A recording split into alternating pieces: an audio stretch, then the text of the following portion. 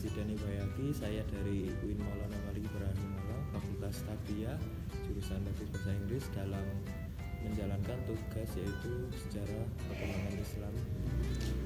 Di sini saya akan menelusuri sejarah perkembangan Islam di daerah Singosari, yaitu tepatnya di Bungkuk, yang dulunya disebarkan oleh Kiai Hamimuddin, kemudian Kiai Haji Muhammad Thohir. Nah, di sini saya akan menunjukkan tempat-tempat yang dulunya tempat-tempat makam, yaitu makam dari Kiai Haji Muhammad Thohir dan Kiai Haji Hamimuddin. Assalamualaikum warahmatullahi wabarakatuh.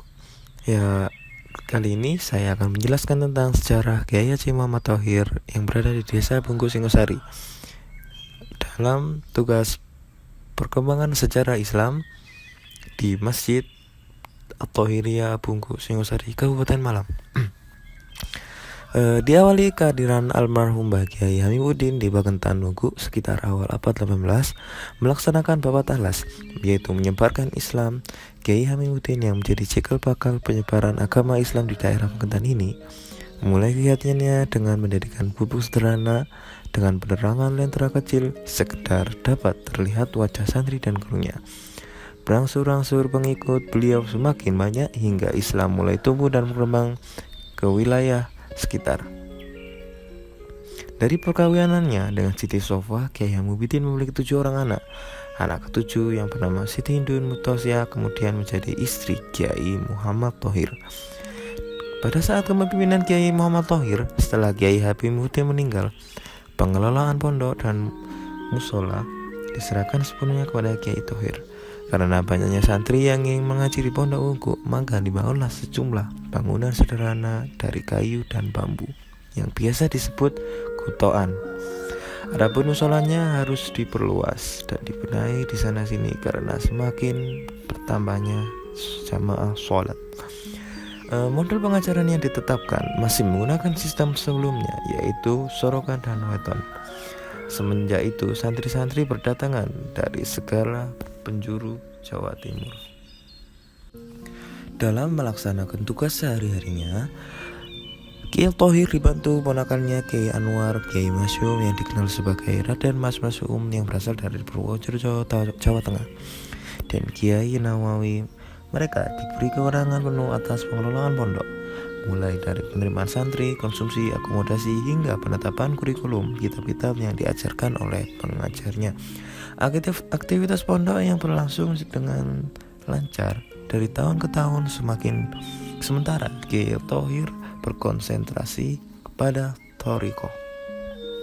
Kiai Thohir memilih sendiri calon santrinya menurut tulisan Ibu Syori Amin. Beliau menyuruh calon santrinya terlebih dahulu melakukan istikharah.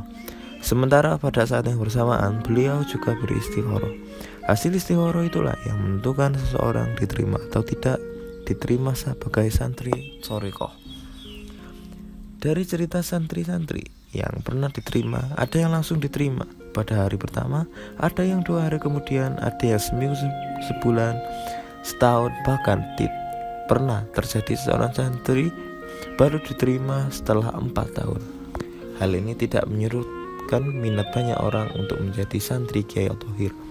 Bahkan santrinya semakin lama semakin banyak. Santri-santri beliau inilah yang pada kemudian hari menyebarkan ajaran dan ilmu yang diterimanya di kampung halaman masing-masing yang hampir menyebar di Jawa Timur. Tidak ada informasi yang pasti tentang beberapa kali Kiai Thohir menyerukan ibadah haji selama hidupnya. Pada kepergian haji yang terakhir tahun 1930 yang diikuti istrinya Nyai Murtosiah, Kiai Anwar, Kiai Nahrawi, Hamid, dan Mujib. Keduanya yaitu putra Anwar penulis mendapat cerita dari Syekh Sodik Asy'ari di Mekah ketika penulis menunaikan umroh Ramadan. Kepergian Kiai Thohir ke Mekah cukup menguras perhatian pemerintah Belanda. Saat itu pemerintah Belanda melakukan persiapan pengamanan dan pengendalian massa dalam jumlah besar yang diduga akan terjadi pada Kiai Thohir beserta rombongan berangkat. Dugaan tersebut benar-benar terjadi. Dikisahkan oleh Syekh Siddiq, sepanjang jalan mulai Singosari sampai Tanjung Perak, jalanan dipenuhi masyarakat yang mengeluh-ngeluhkan dan melepas kepergian Kiai Thohir dan rombongan. Pemerintah Belanda juga menyediakan kendaraannya untuk keberangkatan rombongan tersebut. Sampainya di Tanjung Perak, dermaga pelabuhan telah penuh sesak oleh masyarakat yang ingin melepas kepergian beliau, mulai halaman depan pelabuhan sampai ke kapal yang hendak ia naiki, sehingga dia tidak bisa lewat.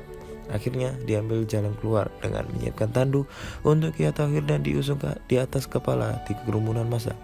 Adapun sisa rombongan dicarikan jalan mutar lebih jauh sebelum sampai di kapal hingga rombongan haji berhasil berangkat dengan lancar. Kiai Thohir wafat pada Selasa Pon tanggal 3 Zulqa'dah 1351 Hijriah, bertepatan dengan 28 Februari 1933 Masehi. Beliau dimakamkan di belakang Masjid Bungkuk, berjajar dengan makam Kiai Hamimuddin. Masjid Bungkuk kemudian hari diberi nama Masjid Al-Thohiriyah. Sebelum wafat, beliau telah berwasiat menunjuk Kiai Nahrawi, putra bungsu beliau, sebagai pemangku pondok atau menjadi penerusnya. Pada masa pemerintahan Presiden Soekarno, pada saat itu Menteri Pendidikan dipegang oleh Profesor Mr. Muhammad Yamin. Beliau memberikan sumbangan berupa bangku dan meja belajar. Fasilitas-fasilitas tersebut telah digunakan sebagaimana mestinya walaupun belum maksimal. Kiai Nahrawi Thohir wafat di Kota Malang pada tanggal 15 Mei 1980 di usia 80 tahun dan dimakamkan di pemakaman Bungkuk sejajar dengan makam Kiai Thohir dan bersebelahan dengan makam istrinya Haji Ruqoyah yang wafat 4 tahun sebelumnya. Berdasarkan musyawarah para ahli waris pendiri yayasan, maka dibentuklah badan baru yang diberi nama Lembaga Pendidikan dan Sosial Pondok Pesantren Miftahul Falah. Dan ini saja yang bisa saya sampaikan. Saya minta maaf jika ada salah kata atau perbuatan. Wassalamualaikum warahmatullahi wabarakatuh.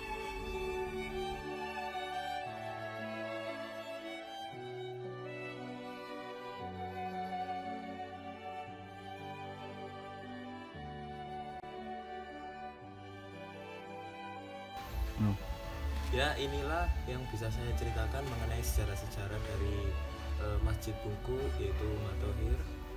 Itu saja yang bisa saya sampaikan. Mohon maaf jika ada salah kata. Wassalamualaikum warahmatullahi wabarakatuh.